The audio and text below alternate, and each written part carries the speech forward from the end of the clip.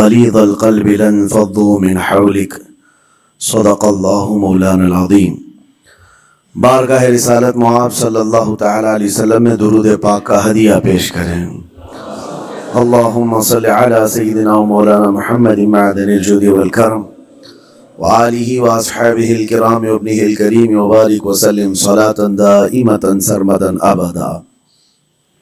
عزیزان گرامی وقار، انسان کو اللہ تبارک و تعالیٰ نے جو خصوصیات عطا کی ہیں اس میں خاص طور پر زبان اور بیان کی خصوصیت بہت اہم ہے۔ شیخ سعدی رحمۃ اللہ تعالی علیہ فرماتے ہیں، تا مرد سخن نہ گفتہ باشد، عیب و ہنرش نہ ہفتہ باشد۔ جب تک آدمی بات نہیں کرتا اس کی اچھائی بھی چھپی رہتی ہے، برائی بھی چھپی رہتی ہے۔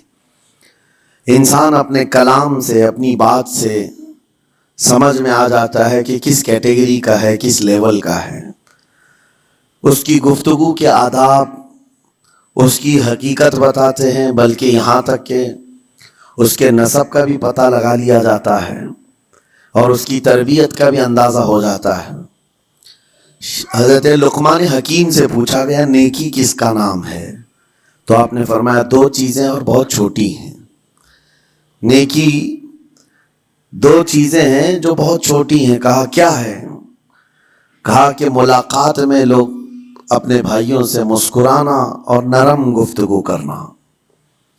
ساری نیکیوں کی جڑ ہے یہ، نرم گفتگو کرنا اور لوگوں سے خندہ پیشانی کے ساتھ مسکرا کر ملاقات کرنا۔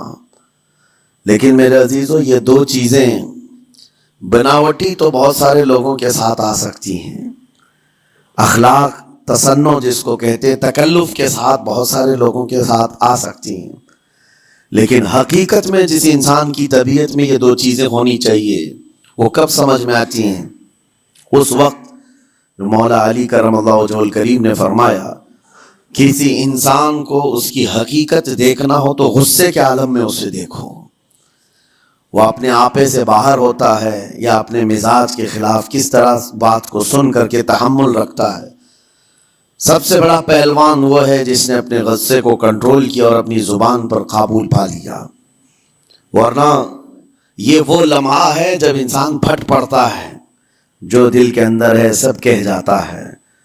آپ کو میں بتاؤں، نبی کریم صلی اللہ تعالی علیہ وسلم کے عظیم اخلاق کریمہ، بخاری شریف کی حدیث ہے، حضور مسجد نبوی میں تشریف فرما ہے۔ اس وقت مسجد نبوی، آج ہو سکتا ہے آپ کے ذہن میں جو امیج ہے مسجد نبوی کی، بہت بڑی عالی شان مسجد، لیکن وہ زمانہ نبوی میں اس طرح کی نہیں ہے، کچی دیواریں تھی، اوپر چھپر کے چھت پڑے ہوئے تھے اور مٹی کی زمین تھی۔ یہ مسجد نبوی کی شکل اس زمانے میں حضور اکرم صلی اللہ تعالی علیہ وسلم اپنے صحابہ کے ساتھ بیٹھے ہیں، ایک دیہات کا رہنے والا شخص آیا۔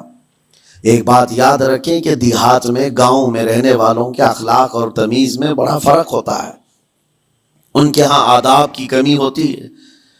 وہ شخص آیا اور مسجد نبوی میں آ کر حضور صلی اللہ علیہ وسلم سے کچھ بات چیت کیا اور تھوڑی دیر کے بعد مسجد میں ہی کھڑے ہو کر پیشاب کرنا شروع کیا۔ بخاری شریف میں یہ حدیث موجود ہے۔ جب مسجد نبوی میں کھڑے ہو کر پیشاب کرے تو صحابہ اکرام سب دیکھ کر کے دوڑانے لگ گئے، خذوہ خذوہ، پکڑو اس کو، پکڑو اس کو، اور صحابہ دوڑاتے تھے، وہ پیشاب کرتے ہوئے بھاگتا تھا پوری مسجد میں۔ نبی پاک صلی اللہ تعالی علیہ وسلم نے فرمایا دعوہ، چھوڑ دو اس کو، کر لینے دو، پیشاب کر رہا ہے مسجد میں، چھوڑ دو اس کو۔ جب وہ صحابہ اکرام حضور کا حکم سنتے ہیں سب پیچھے ہٹ گئے۔ تھوڑی دیر کے بعد نبی کریم صلی اللہ تعالی علیہ وسلم نے صحابہ سے فرمایا پانی کے ڈول بھر کر کے لائے جائیں۔ صحابہ سے ہی منگوایا، پانی کے ڈول بھر کر کے لائے گا اور مسجد نبوی کے میدان میں فرش پر بہایا گیا اور صاف کیا گیا۔ اب وہ شخص نہایت ہی ڈرا سہما کھڑا تھا، میرے ساتھ کیا ہوگا پتہ نہیں، میں نے پیشاب کیا، اب مجھے یہ لوگ قتل کر ڈالیں۔ نبی کریم صلی اللہ تعالی علیہ وسلم نے قریب بلایا اور فرمایا نہایت نرم گفتگو کے ساتھ حضور فرماتے ہیں یہ اللہ کا گھر ہے، یہاں پیشاب نہیں پیشانیاں رکھی جاتی ہیں. بس یہ جملہ ہے، بخاری شریف میں موجود ہے. یہاں عبادت کی جاتی ہے. اتنا کہہ کر رخصت ہو گئے، رخصت کر دیا. وہ دیہات سے آیا ہوا جو نوجوان تھا یا شخص تھا، باہر نکلتے ہی وہ کلمہ طیبہ پڑھ کر حضور کی غلامی میں شامل ہوا. میں نے وہ بلند عالی اخلاق نہیں دیکھے. نبی کریم صلی اللہ علیہ وسلم کے بارے میں قرآن کہتا ہے فَبِمَا رَحْمَةٍ مِّنَ اللَّهِ لِنْتَ لَهُمْ، اللہ کی رحمت سے آپ لوگوں کے لیے نرم ہیں، اس لیے لوگ آپ کے ارد گرد لگے ہوئے رہتے ہیں. وَلَوْ كُنْتَ فَظًّا غَلِيظَ الْقَلْبِ لَانفَضُّوا مِنْ حَوْلِكَ، اے رسول اگر آپ سخت دل ہو جائیں تو پھر یہ سب چھڑ جائیں گے، آپ سے دور ہو جائیں گے. اس رسول کے لیے جب کہا گیا ہے کہ اگر آپ سخت ہو جائیں تو لوگ چھوڑ کر کے دور ہو جائیں گے، تو ہمارے اور آپ کے لیے کس قدر لہجے کی پابندی ضروری ہے. ہاں عزیزان گرام وقار، اپنی گفتگو، اپنے کلام، اپنی بات چیت سے آپ اپنے سلیقے بتاتے ہیں. گالی گلوچ کرتے ہوئے جن کی صبح شامیں ہوتی ہیں ان کو دیکھ کر کے ہی پہچان میں آ جاتا ہے کس گھر سے یہ تعلق رکھتا ہے، کہاں ان کی تربیت ہوئی ہے، کس طرح ان کے آداب سکھائے گئے. اسی لیے میرے عزیزوں، بچوں کو آوارہ بھی نہ چھوڑ دینا کہ وہ اپنی زبان گلی کوچوں سے سیکھ کر کے جائیں. کل کو ہوگا یہ کہ اس کی زبان کی وجہ سے لوگ تمہیں تان و تشنیع کریں گے، اس کا باپ ایسا ہوگا اس لیے بچہ ایسا ہے، اس کی ماں اس طرح ہوگی اس لیے اس کی گفتگو ایسی ہے. کیونکہ موسٹلی زیادہ طور پر بچے اپنے ماں باپ کے اخلاق کو نقل کرتے ہیں، ٹرانسفر ہوتی چلی جاتی ہیں. ایک بار حضور اکرم صلی اللہ تعالی علیہ وسلم مسجد نبوی سے باہر نکل کر جا رہے ہیں. توجہ میرے عزیزو، اخلاق کہاں دکھانے چاہیے اور ہماری بات چیت کے انداز ہمیں کہاں ہونا چاہیے میں آپ کو بتاؤں. حضور تشریف لے کر جا رہے ہیں، صحابہ اکرام کھڑے تھے حضور کے اطراف. مدینہ طیبہ کی ایک بوڑھی خاتون جس کا ذہنی توازن کھویا ہوا ہے، یعنی وہ دماغی طور پر ڈسیبل ہے، اور وہ آئی جا رہی تھی. لوگ جب بھی اس کو دیکھتے راستہ کاٹ لیتے، وہ جس کو بھی پکڑتی تھی سنانا شروع کرتی تھی، جو منہ میں آئے بکنے لگ جائے، اور لوگوں کو تنگی محسوس ہونے لگتی. صحابہ نے دیکھا کہ یہ عورت آ رہی ہے، حضور کی طرف آ رہی ہے. سب نے حضور صلی اللہ علیہ وسلم کو گھیر لیا، اس کا راستہ روکنے کے لیے. اب آئے گی اور نبی کریم صلی اللہ علیہ وسلم کے پاس اگر زبان درازی کرنے لگ جائے، پاگل عورت ہے، اور بک بک کرنے لگ جائے، حضور پاک صلی اللہ علیہ وسلم کے ادب میں کہیں کمی نہ آ جائے. صحابہ کا یہ ہمیشہ اہتمام رہتا. حضور اکرم صلی اللہ علیہ وسلم نے دیکھا تو صحابہ سے کہا ہٹ جاؤ، اس کو آنے دو، ہٹ جاؤ، اس کا راستہ چھوڑ دو. صحابہ نے کہا یا رسول اللہ صلی اللہ علیہ وسلم، اس کا ذہنی توازن ٹھیک نہیں ہے، دماغی طور پر وہ عورت ٹھیک نہیں ہے. وہ آئے گی اور لمبی باتیں کرتی ہے، لا یعنی باتیں کرتی ہے، کہیں آپ کی شان پاک میں کوئی گستاخی نہ ہو جائے. صحابہ روک رہے تھے. حضور پاک صلی اللہ علیہ وسلم نے سختی سے فرمایا، ارشاد فرمایا ہٹ جاؤ، اس کا راستہ چھوڑ دو. مجھے پتا ہے پورے مدینے میں اس کی کوئی نہیں سنتا، میں بھی نہ سنوں تو کس کو سنائے گی؟ اگر میں بھی نہ سنوں تو کس کو سنائے گی؟ یہ میرے مصطفیٰ کریم صلی اللہ تعالی علیہ وسلم کے دربار عالی جاہ کی وہ بلند اخلاق کریمانہ کی ایک مثال ہے، جس کو خود میرے آقا نے فرمایا بعثت لأتمم مکارم الاخلاق. عزیزان اکرام وقار، لوگوں کے آج حالات ایسے ہیں کہ اچھے لوگوں کے ساتھ اخلاق الگ دکھائے جاتے ہیں، چھوٹے لوگوں کے ساتھ اخلاق الگ دکھائے جاتے ہیں. سٹیٹس کا آدمی ہو تو اس کے ساتھ ملنے کے طریقے الگ ہیں، اور غریب کوئی آ جائے، فقیر کوئی آ جائے تو اس سے ملنے کا انداز الگ ہو جائے. یہ نہ ہو، یہ ہم سب کے لیے نصیحت ہے. اسی ممبئی کی سرزمین پر میں آپ کو بتاؤں، ایک ماہیم شریف میں بزرگ حاجی صاحب ہوا کرتے تھے، آج سے تقریباً 10-12 سال پہلے کی. وہ کئی لوگوں سے ایک سوال کرتے تھے پکڑ پکڑ کر کے کہ میرا ایک سوال ہے، آپ جواب دیں گے، میرا ایک سوال ہے. کئی علماء سے انہوں نے پوچھا. مجھ سے بھی انہوں نے، جب میں نیا تھا مصر سے پڑھ کر کے آیا تھا، میرے پاس آ کر کہا، کافی سالوں سے میرے ذہن میں ایک سوال ہوتا ہے، میں آپ سے بھی پوچھنا چاہتا ہوں. کہا بتائیے کیا ہے؟ کہا میں حضور سرکار مجاہد ملت رحمت اللہ علیہ کا مرید ہوں. علامہ حبیب الرحمان مجاہد ملت، رئیس اعظم اڑیسہ، جن کے خدمات جلیلہ آج ہو سکتا ہے نئی جنریشن کو نہ معلوم ہو، ان کا لقب ہے مجاہد ملت، جنہوں نے سنیت کی بقا کے لیے اپنا تن من دھن سب قربان کیا تھا. وہ مجاہد ملت عظیم بزرگ ولی کامل ہے. یہ حاجی صاحب کہتے ہیں کہ میں ایک نارمل آدمی تھا، کڑیا تھا، یعنی گھر بنانے کا کام کرتا تھا. جب وہ ممبئی تشریف لاتے تو دوڑ کر کے ہر جگہ سے لوگ ملنے آتے، میں بھی گیا تھا.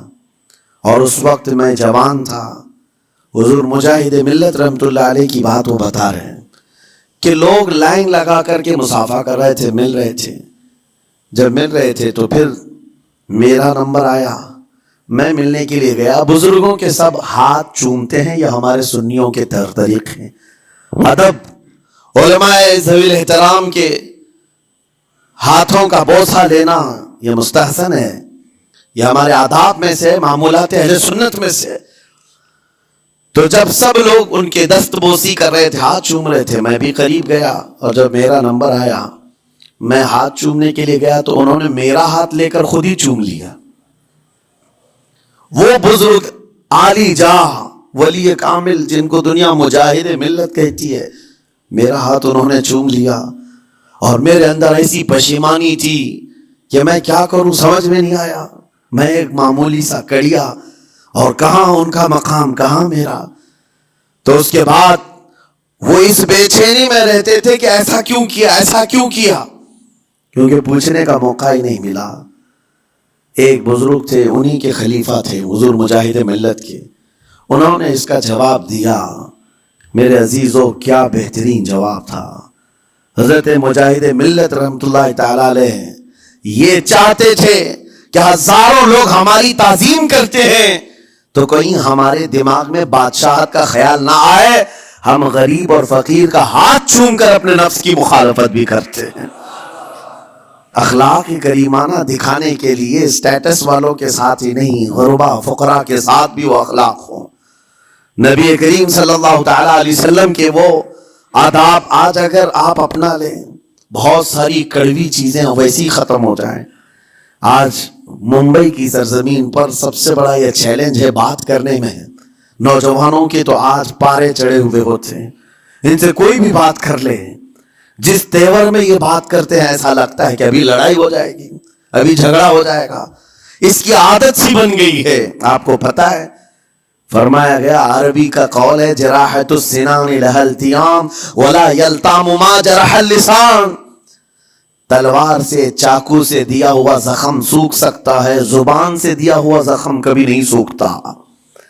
زبان سے دیا ہوا زخم نہیں سوکھتا. بولنے سے پہلے 1000 بار اس بات کو خیال ہونا چاہیے کہ میں جس کو بول رہا ہوں کہیں اس کا دل چھلنی تو نہیں ہو جائے. میری زبان یہ ہوتی 50 گرام کی چھوٹی زبان ہے، لیکن بڑے بڑے لوگوں کے کلیجے چیر کر رکھتی ہے، بڑے بڑے لوگوں کے دلوں میں سوراخ کر کے رکھتی ہے، زخمی کر کے رکھتی ہے اس کا استعمال. اسی لیے روایت میں ملتا ہے کہ جب انسان صبح کرتا ہے تو سارے اعضاء، ہاتھ، پیر، آنکھ، کان، ناک، سارے اعضاء سب سے پہلے زبان سے یہ عرض کرتے ہیں، اس کی پناہ مانگتے ہیں، کہتے ہیں آج تو صحیح سلامت رہے گی تو ہم سب صحیح سلامت رہیں گے، اور اگر تو پھسل گئی تو عذاب ہم پر بھی ہوگا. زبان بولتی ہے، مار کسی اور کو پڑتی ہے. کوئی زبان کو مارتا نہیں ہے، گالی زبان دیتی ہے، لیکن مار کبھی پیٹھ پہ پڑتی ہے، سر پہ پڑتی ہے، ہر جگہ پڑتی ہے. تو یہ زبان نبی کریم صلی اللہ تعالی علیہ وسلم نے ارشاد فرمایا، من یضمن لی ما بین لحیتی وما بین. حضور پاک صلی اللہ تعالی علیہ وسلم فرماتے ہیں، جس نے 2 چیزوں کی ضمانت مجھے دے دی، حفاظت کی، میں اسے اضمن لہ الجنہ، میں اس کو جنت میں لے جانے کی ضمانت دیتا ہوں. 2 چیزیں کیا ہیں؟ حضور فرماتے ہیں، ایک دو جبڑوں کے بیچ میں جو موجود زبان ہے اس کی حفاظت کر لے، اور دو رانوں کے بیچ میں جو شرمگاہ اس کی حفاظت کر لے، یہ دو چیزیں جس نے بچا لیا میں اس کو جنت میں لے جانے کی ذمہ داری دیتا ہوں، ضمانت دیتا ہوں۔ اس کا کتنا بڑا کردار ہے، یہ زبان کا کتنا بڑا کردار ہے۔ اور حضور نے ایک بار پکڑ کر کے فرمایا تھا، زبان کو پکڑ کر کے کہا تھا یہ وہ زبان ہے جو انسان کو جنت میں بھی لے جاتی ہے اور دوزخ میں بھی لے جاتی۔ کلمہ کس سے پڑھتے ہیں آپ؟ لا الہ الا اللہ، زبان ہی سے تو پڑھتے ہیں، اسی کلمے نے آپ کو جنت تک پہنچایا۔ اور کافر جو کفر کرتا ہے وہ بھی زبان سے ہی کرتا ہے، اور زبان اسے ہمیشہ کی دوزخ میں لے جاتی ہے۔ اس زبان کو چلانے سے پہلے 1000 بار سوچ لیں کہ آج لہجوں کی سختیاں بڑھتی چلی گئیں، اور آپ کو پتا ہے قرآن پاک میں رب تعالیٰ نے یہ فرمایا وَلَا تَقُلْ لَهُمَا اُفٍّ وَلَا تَنْهَرْهُمَا، والدین کے بارے میں بچوں کو کیا کہا گیا؟ ان کو اف تک نہ کہو۔ لیکن زبان جب کھلتی ہے نا، ماں باپ کے خلاف نوجوانوں کو ہم نے دیکھا ہے گالی گلوچ کرتے ہوئے اور اتنی بری باتیں کہتے ہوئے، معاذ اللہ۔ عزیزان گرامی اوقار، حضور نے تو یہ فرمایا جس نے پلٹ کر کے اپنے ماں اور باپ کو سخت لہجے میں بات کیا یا ان کی نافرمانی کی، حضور فرماتے ہیں میرا دل چاہتا ہے کہ اس کے گھر کو آگ لگا دوں، آگ لگا دوں۔ اس لیے اس بات کو ہمیشہ یاد رکھیں، تمہارے لہجے کی سختیاں کسی کو زخمی کر دیں تو آخرت خراب ہو جائے گی، آخرت خراب ہو جائے گی۔ حضرت علقمہ رضی اللہ تعالیٰ عنہ حضور کے صحابی، حضور صلی اللہ علیہ وسلم کے صحابی، آخری وقت آ گیا تھا لیکن زبان نہیں کھلتی تھی۔ ان حضور پاک صلی اللہ علیہ وسلم کے پاس سفارش لائی گئی کہ آپ کے وہ ساتھی ہیں انتقال کر رہے ہیں لیکن زبان پر کلمہ بھی نہیں آتا۔ حضور تشریف لائے، دیکھا، پوچھا گھر میں ان کے کون کون ہے؟ کہا بیوی اور ماں۔ ماں کو بلایا، وہ کہا علقمہ کے بارے میں کیا کہتی ہو، کیسا تھا؟ کہا بہت اچھا، پرہیزگار، عبادت گزار، ساری نیکوکاریاں اس کے اندر ہیں۔ تو پھر حضور نے پوچھا اچھا یہ بہت نیک تھا، تم بھی اس سے راضی ہو کہ نہیں ہو؟ ماں نے کہا میں نہیں راضی ہوں، میں راضی نہیں ہوں۔ کہا کیوں، وجہ کیا ہے؟ کہا یا رسول اللہ میرا اکلوتا بیٹا، میرا تنہا بیٹا تھا، بڑی محبتوں کے ساتھ اس کو پالا تھا، اور جب میں نے اس کی شادی کی اپنی بیوی کو لایا، اور جب بیوی گھر پر آ گئی تو میری بات کو ہلکے میں لیتا، اپنی بیوی کی بات کو فوقیت دیتا، ترجیح دیتا۔ اور اس وقت غالباً یہ باتیں تھی کہ زبان سے کوئی کلمہ ان کے نکلا ہوگا جو بیوی کی حمایت میں تھی، ماں کو تکلیف پہنچ گئی۔ کہا میرا دل گوارا نہیں کرتا، میں اس سے راضی نہیں ہوں، باقی وہ بہت نیک بندہ ہے، بہت اچھا ہے۔ حضور نے فرمایا دیکھو زندگی کے آخری پڑاؤ پر آ چکا ہے، روح نکلنے کو ہے، معاف کر دو۔ وہ بھی صحابیہ تھی، انہوں نے کہا آقا آپ کا حکم ہے یا مشورہ ہے؟ اگر حکم ہے تو پھر ماننا ہے۔ حضور نے فرمایا نہیں، حکم نہیں، مشورہ ہے۔ کہا مشورہ ہے تو پھر دل نہیں چاہتا، دل نہیں چاہتا۔ حضور نے فرمایا صحابہ سے کہ لکڑیاں جمع کرو، آگ لگاؤ اور انہیں اٹھاؤ، آگ میں ڈال دو۔ آگ دہکائی گئی تو ماں کی ظاہر سی بات ہے ممتا بے چین ہو گئی۔ کہا ان کو میرے سامنے آگ میں ڈالیں گے؟ کہا ہاں، اس سے بہتر ہے کہ وہاں جلے گا، یہاں جلے۔ وہ ماں کہتی آقا آپ گواہ ہو جائیں، میں اپنے بیٹے کو معاف کرتی ہوں۔ ادھر معاف کیا، ان کی زبان پر کلمہ طیبہ جاری ہوا۔ میرے عزیزو یہ بتانا مقصود اس لیے ہے کہ زبان سے دیے ہوئے زخم خواہ والدین کو ہو، یہ معمولی نہیں ہوتے۔ ہو سکتا ہے آخری وقت تمہاری زبان بند ہو جائے اور کلمہ طیبہ بھی نہ جاری ہو، زبان کھلنے بھی نہ لگے، یہ حالات آ جائیں گے۔ اس لیے اپنی زبان کا کنٹرول برقرار رکھو، کس سے کیا کہنا ہے۔ ابھی میں اس کا دوسرا پارٹ بھی بتاتا ہوں زبان کے استعمال کا۔ یہ نرمی لہجے کے اندر ہونا بہت ضروری ہے، لیکن کچھ جگہوں پر سختی کی اجازت ہے، لیکن وہ مقامات الگ ہیں۔ نرم لہجہ حضور پاک صلی اللہ تعالی علیہ وسلم کے فرامین میں سے ہے۔ ایک بات بڑی بغداد مقدسہ میں نے ایک ولی پاک کی زیارت کی، ان کے آستانے پر بھی میں نے ابھی بیان کیا تھا۔ حضرت بہلول دانا مجذوب بزرگ تھے اور بغداد کی گلیوں میں کہیں پر بھی بیٹھ جاتے تھے, اور جو جانکار تھے وہ سمجھتے تھے اللہ والا بندہ ہے. مجذوب کس کو کہتے ہیں؟ جس کی یاد الہی میں عقل فنا ہو گئی, ختم ہو گئی, اللہ کے ذکر میں اور اللہ کی یاد میں اپنے آپ کو فنا کر دیا ہے. اس کے اوپر شریعت کا کرم نہیں. ظاہر سی بات ہے شریعت کے سارے احکام اس پر ہیں جس کی عقل سلامت ہے. عاقل ہو, بالغ ہو تو نماز فرض ہے نا, عقل ہی نہیں ہے تو مجذوب ان اولیاء کو کہتے ہیں. لیکن ان کے بارے میں حدیث میں ہے, اللہ کے نبی نے فرمایا وہ ایسے بندے ہیں کہ اگر اللہ کو قسم دے دیں کسی بات کی, اللہ ان کی قسم پوری کرتا ہے. وہ بہلول دانا بیٹھے ہوئے تھے. بغداد کا ایک مشہور تاجر تھا, لیکن خستہ حال تھا, بہت نقصان اٹھا چکا تھا, خسارے میں چل رہا تھا, بزنس پورا لاس میں, اور وہ پریشان حال بہلول دانا کے پاس آیا, گڑ گڑایا, کہا کہ حضور مجھے بچا لیں, رحم کر لیں, میں تاجر ہوں, لٹ گیا ہوں, لاس میں ہوں, کچھ آپ فرما دیں, میں کیسے اس بھور سے نکلوں. بہلول دانا نے دیکھا, کہا ٹھیک ہے کچھ پیسے بچے؟ کہا ہاں ہے, وہ بس اتنا سرمایہ ہے کہ مال لیتا ہوں پھر بیچ دیتا ہوں, نفع نہیں ہوتا. بہلول دانا نے کہا ایک کام کر, کالا کپڑا جتنا ملتا ہے سب خرید لے, پورے شہر سے کالا کپڑا جہاں جہاں مل جائے سب لے کر سٹاک کر لے. کہا جی حضور آپ نے جیسا فرمایا. گیا, جتنا سرمایہ تھا سب لگا دیا, کالا کپڑا خرید کر ایک جگہ سٹاک کر دیا. اللہ والے کا حکم تھا. لیکن ہوا یہ کہ بغداد کا معمول تھا, 8 دن گزرے نہیں تھے کہ وہاں وقت کے حاکم کا انتقال ہوا. اور جب حاکم کا انتقال ہوتا تو شہر کے جتنے بڑے لوگ ہوتے, رئیس لوگ, وہ اس کے سوگ میں, اس کے غم میں کالا کپڑا پہنتے تھے. اور کالا کپڑا سوائے اس تاجر کے کسی کے پاس نہیں تھا. اور سارے بڑے لوگ پیسوں سے اس کے پاس کالا کپڑا خریدنے آئے. یہ منہ بولے قیمت پر, جیسے تیسے جتنی قیمت پر بولے سب خرید کر لے جاتے ہیں.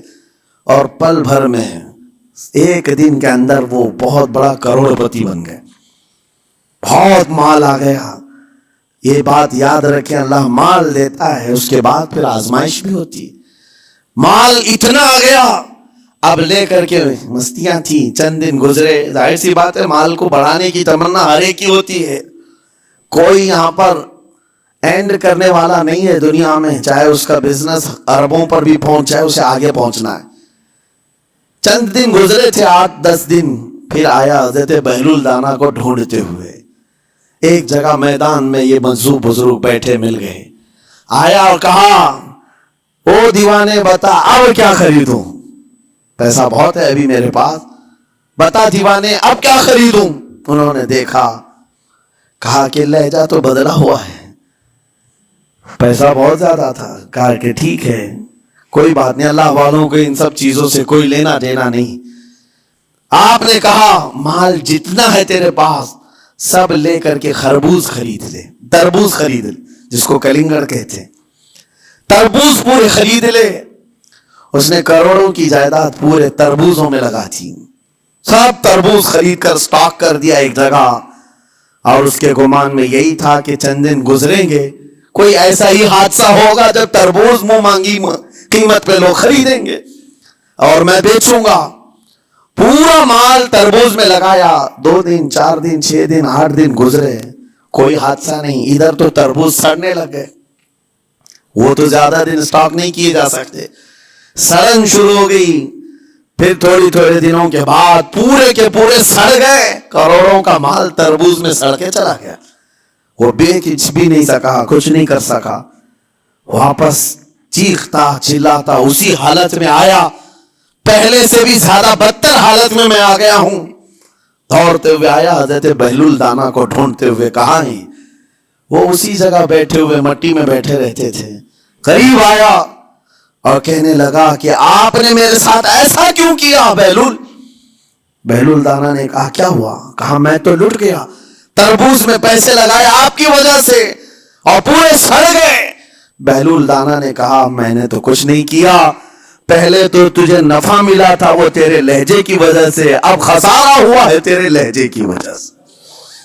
پہلے جو آیا تھا بات کرنے کے لیے اس وقت تیری تمیز الگ تھی، تیری تہذیب الگ تھی، اخلاق الگ تھی، گڑ گڑا کر کہا تھا کہ میں لٹ گیا ہوں آپ رحم کر دیں، دوسری بار آ کر کے کیا کہا، ہو دیوانے بتا کیا خریدوں. لہجہ بدل گیا تو پوری حیثیت بدل گئی. زبان ہماری اونچائی پر بھی لے جاتی ہے اور نیچے بھی لے آتی ہے. اس بات کو ہمیشہ ملحوظ رکھیں کہ اس زبان سے بہت سارے لوگ نفع بھی اٹھاتے ہیں، بہت سارے لوگوں کو نقصان بھی ہوتا ہے. لیکن ساتھ میں یہ بات بھی عرض کروں، نرم گفتگو کرنے کا عادی ہر ایک کو ہونا چاہیے. نرم گفتگو کرنے کا عادی ہر ایک کو ہونا چاہیے. اس کی نیکیوں کی علامت ہے، اس کے اخلاق کی علامت ہے. لیکن ساتھ میں امام شافعی رحمت اللہ تعالی علیہ نے یہ بھی فرمایا، چاہے جتنی بھی نرم طبیعت ہو انسان کی، اللہ اور اس کے رسول کے لیے غیرت ہونی چاہیے. اللہ اس کے رسول کے خلاف بات سنے تو پھر نرم لہجے کا استعمال نہ کرے، پھر وہ بزدلی کہلائے گی، وہ بزدلی کہلائے گی. آج میں ایک بات یہ بھی بتا دوں، بہت سارے لوگ یہ سمجھتے بھی ہیں. ابھی چند دن قبل میں ماررہ مطہرہ میں بیان کیا اخلاق کے، اولیاء اکرام کے مذہب و مسلک پر، اور پچھلے 15 سالوں سے میں نے بہت سارے خطابات کیے ہیں اخلاق پر، معاشرے کی برائیوں پر. لیکن ابھی چونکہ چند دنوں میں جلسے پروگرام بہت سارے ہو گئے اور عظمت ناموں سے رسالت پر زیادہ گفتگو ہونے لگی، تو لوگوں میں ایک امیج الگ بیٹھی ہوئی ہے. اور ابھی ہم نے اخلاق حسنہ پر گفتگو کیا کی 8 دن پہلے. ایک بزرگ نے مجھ سے پوچھا، ایسی بھی تقریر کرتے ہیں آپ ایسی بھی تقریر کرتے ہیں، یعنی نرم گفتگو بھی کرتے ہیں؟ مطلب یہ ہے کہ ہماری امیج ایسی بنا کر رکھیں کہ ہم ہر وقت چلاتے ہی رہتے ہیں، ہر وقت للکارتے ہی رہتے ہیں. میرے عزیزوں، میں یہاں پیغام دینا چاہتا ہوں، ہم قرآن کے اس آیت پر عمل کرنا چاہتے ہیں جو مولا نے فرمایا، اشداء علی الکفار رحماء بینہم. مومنین کی شان ہے، صحابہ کی شان ہے، وہ کافروں پر سخت ہوا کرتے ہیں اور مومنوں کے لیے نرم دل ہوا کرتے. زبان کی نرمی ایمان والوں کے لیے ہے، زبان کی نرمی محبت مصطفیٰ کے لیے ہے، عاشقان مصطفیٰ کے لیے ہے. ساتھ میں زبان کی سختی کفار و مشرکین کے لیے ہے، گستاخان رسول کے لیے ہے. اور اگر یہ چیز نہیں آئی تو پھر آپ سمجھ لیں نیک اس وقت نہیں کہلائے گا آدمی. بعض لوگوں کو ایسا لگتا ہے نرم بات کرنا چاہیے، نرم گفتگو، بالکل صحیح ہے، یہ اخلاق ہے. لیکن اگر ایسے مقامات پر جہاں تمہارے نبی کو کوئی گالی دے رہا ہو، رب کی شان میں کوئی بھونک رہا ہو، اس وقت تم کہو کہ اخلاق ہے، نرم بات کرنا چاہیے، یہ بے غیرتی ہے، یہ بے غیرتی ہے. تمہاری بیوی کو اگر تمہارے سامنے کوئی چھو دے اور اس کے بعد تم ہنس کر کے اس سے کہو ٹھیک ہے جائیے صاحب، آپ کو کہا جائے گا بے غیرت آدمی، بے غیرت آدمی ہے. انسان کو اپنی بیوی، اپنی بیٹی، اپنی ماں پر بھی غیرت ہوتی ہے، وہ سنتا نہیں ہے، یہ پیدائشی ہے، فطرت ہے انسان کی. اور مومن کی شان یہ ہے، سب سے بڑی غیرت اس کے لیے اللہ اور اس کے رسول کے لیے ہوا کرتی ہے. اللہ اور اس کے رسول کے لیے. ماں اور باپ کو گالیاں ایک وقت میں برداشت کر بھی لے جائے، لیکن اللہ اور اس کے رسول کی شان میں وہ ہرگز برداشت نہ کرے. یہ ایمان کی علامتوں میں سے ہے. بہرحال میں نے زبان کے دونوں استعمال آپ کو بتائے. سخت لہجے بھی ہیں، نرم لہجے بھی ہیں. لیکن جب آپ کا پالا کسی گستاخ سے نہ پڑے تو ہمیشہ نرم گفتگو کرنے کے عادی بنے. مومنین میں نرم لہجے کا اختیار ہمیشہ رہے. اس سے اخلاق آپ کے بتائے دکھائے جاتے ہیں، اس سے آپ کے اخلاق معلوم ہوتے ہیں. ساتھ ہی معاشرے میں نرمی اور محبت کا ماحول بھی قائم ہوتا ہے. ڈانٹنے کے طریقے بھی میں آپ کو بتاؤں. میرے استاد، میرے والد اکرامی فرمایا کرتے تھے، حضور حافظ ملت رحمت اللہ علیہ جو الجامعۃ الاشرفیہ مبارک پور کے بانی ہیں اور بڑے محدث جنہوں نے ایک نہیں ہزاروں عالم پیدا کی، اس ہندوستان کی بات کر رہا ہوں. حافظ ملت رحمت اللہ علیہ پوری بخاری شریف پڑھاتے تھے. تقریباً 40 سال تک انہوں نے پڑھایا بخاری شریف. میرے والد ان کے شاگرد ہیں. فرماتے ہیں جب وہ بہت زیادہ ناراض ہو جاتے، کسی سے ڈانٹنا ہوتا، ہر استاد بچے کو ڈانٹتا ہے، کبھی کچھ بچہ نافرمانی کر جائے یا مزاج کے خلاف بات کرے تو استاد ڈانٹتا ہے. تو حافظ ملت رحمت اللہ علیہ اگر کسی شاگرد کو ڈانٹتے بھی غصے میں تو کہتے ہیں اے جنتی کیا کر رہا ہے. کہتے ہیں اگر یہ جملہ قبول بھی ہو جائے تو بچہ جنتی ہو جائے. لہجے کی یہ استعمالات اولیاء سے سیکھو میرے عزیزو. غصے پر کنٹرول اس وقت تمہارے اخلاق معلوم ہوتے ہیں جب تمہارا غصہ عروج پر ہوتا ہے. اس وقت تمہاری حقیقت لوگوں کے سامنے آتی ہے. وہ اپنے شاگردوں کو ڈانٹتے بھی تو جنتی کہہ کر ڈانٹتے ہیں. یعنی کوئی گالی نہیں ہے, کوئی برے کلمے نہیں ہے, بلکہ ایسا جملہ ہے کہ اگر قبول بھی ہو گیا استاد کی زبان سے اس کی تو زندگی وصول ہوگی, اس کا بیڑا پار ہو گیا. ہمارے درمیان ماں باپ کو بھی یہ چاہیے کہ بچوں کو کس طرح کے اخلاق آپ دے رہے ہیں.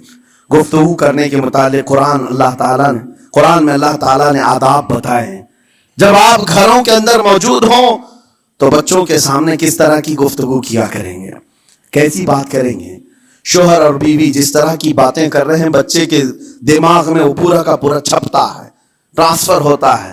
اسی لیے کہا گیا ایڈلٹ گفتگو کبھی بھی بچوں کے درمیان نہیں کی جائے گی. جو میچورٹی میں نہیں ہے ان بچوں کے سامنے ماں اور باپ بیٹھ کر کے کلام بھی نہ کریں, بات نہ کریں. معاشرہ تو آج ایسا ہے سب پوری فیملی لے کر کے بیٹھے ہوئے ہیں, اور حد تو یہ ہے کہ گندی فلمیں سامنے لگی ہوئی رہتی ہیں. وہ کیسے بچا پاؤ گے؟